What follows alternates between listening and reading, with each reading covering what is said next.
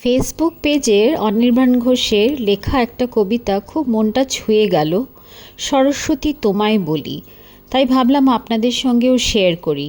আমার মনে হয় আপনাদেরও ভালো লাগবে। সরস্বতী, কাদের জন্য তোমার আসন পাতা? ঠিক বুঝি না, আমার তো বেশ ভালোই ছিল মাথা।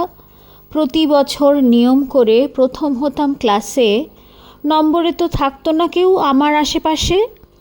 স্যার বলতেন, এই ছেলে মান বাড়াবে নির্ঘাত, দেখছো না ওর মাথার স্বয়ং সরস্বতীর হাত? সরস্বতীর হাত কীরকম, কাদের মাথায় পড়ে? ঠিক বুঝি না, সরস্বতী থাকেন কাদের ঘরে? ফল বেরোলেই দৌড়ে আমি যেতাম বাবার কাছে, কিন্তু আমার বাবার সেসব দেখার সময় আছে? সকাল থেকে সন্ধে যে তার হাড় ভাঙা খাটুনি, বাবা বলতো এমন খুশির কারণটা কি শুনি? গরিব ঘরের ছেলে তুমি, মূল্য আছে এর, নিয়ম করে স্কুলে যে যাচ্ছ এটাই ঢের। কলেজ যাবার খরচা জানো কে জোগাবে টাকা? যার যেরকম অবস্থা তার উচিত তেমন থাকা। সরস্বতী কোথায় থাকেন, কোনখানে ঠিকানা? কাণ্ড দেখো, গরিব ছেলের কাজ কি এসব জানার?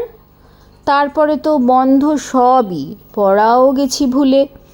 দেখতে দেখতে 2 বছর পা রাখিনি স্কুলে। কারোর ভাগ্যে ছক্কা জোটে, কারোর ভাগ্যে পুট। আমার একটা নাম জুটেছে, নাম কি? স্কুল ছুট। বাবা বলল, কাজ খুঁজে নাও। পেয়ে গেলাম কাজও। সরস্বতী মাগো, তোমায় খুঁজছি কিন্তু আজও। পেলে তোমায় কোথায় রাখি, কোথায় মূর্তি গড়ি? আমি এখন ব্যস্ত, ভাতের হোটেলে কাজ করি। স্যার ডাকতেন নরম সুরে স্নেহের ছোঁয়া দিয়ে, এখন মালিক ধমকে বলে, টেবিলটা মোজ গিয়ে। তবুও যখন ভাবি মাথায় রাখবে তুমি হাত, আওয়াজ ওঠে, 4 চিকেন 6 নম্বরে ভাত। সব দিকে যখন ভালোবাসা খুব কমে যাচ্ছে, আমার মনে হয় ছোট ছোট বাচ্চাগুলোকে, আপনাদের বাড়ির বাচ্চাগুলোকে অন্তত এইটুকুন শিখিয়ে দেবেন পুজো করার সঙ্গে সঙ্গে, যাতে অনেক ছোট বাচ্চা যারা পড়াশোনা করতে পারে না, যে কোনো কারণেই হোক, তাদেরকে একটু ভালোবাসা যেন দিয়ে তারা একসাথে অন্তত বড় হতে পারে।